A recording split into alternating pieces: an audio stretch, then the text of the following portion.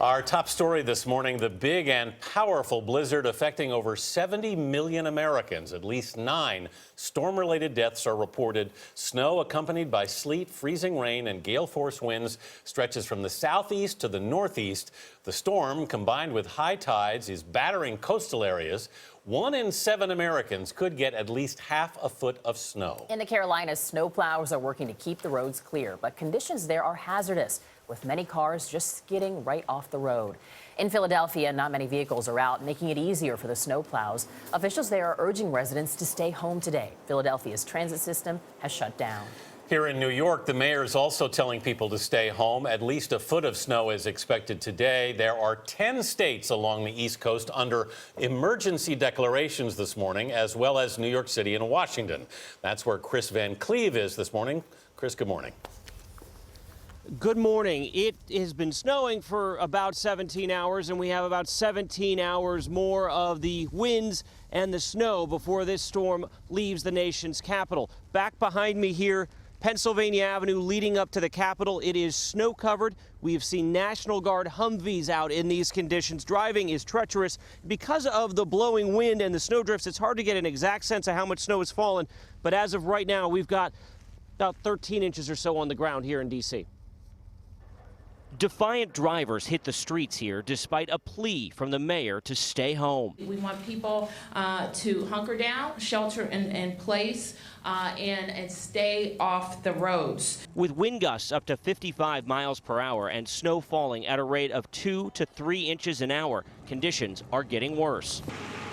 Plow trucks struggled to keep up with the historic snowfall. Nearly 3 feet of snow could be on the ground here by the time it's all over. This is a 36-hour storm with expected dangerous winds.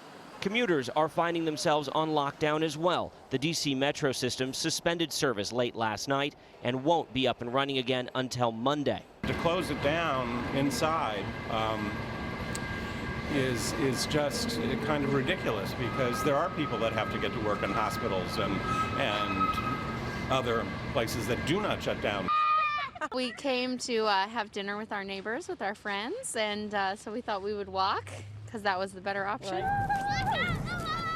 While kids went sledding down Capitol Hill Friday evening, the first dog got to play in the snow at the White House. But the scene wasn't quite as pretty Friday afternoon when Daniel Kernage made rounds in a city snowplow. How important is it for people to get off the roads tonight? Very. I just don't want people to be in the street, me personally, because once we get behind the snow, it's going to be a hard time fighting to get back on top. There's great concern after about an inch of snow Wednesday gridlocked the city for hours. Chris Geldart is running the district's storm response. This is going to be a deadly storm? Yes, sir. Our first concern really are the residents. One of the major monikers of success for this, for me personally, is to make sure we don't lose anybody. And that's first and foremost. Forecasters have been warning about this monster storm for days, but some waited until the snow started falling to stock up on food and supplies, finding long lines and empty shelves. What were you guys able to come away with? We only got some snacks like tater chips and popcorn and stuff to eat around the night. That's all we got, so everything's gone. Now, D.C. has asked surrounding states to bring in extra snow removal equipment as they expect the dig out to last for several days. The lingering concern here, particularly as the snow keeps coming down, high winds, because that can bring down power lines. It is well below freezing here, so there are concerns about people being without power potentially for days. So far, power outages have been limited, Anthony, but we have a little more to go before this storm is done.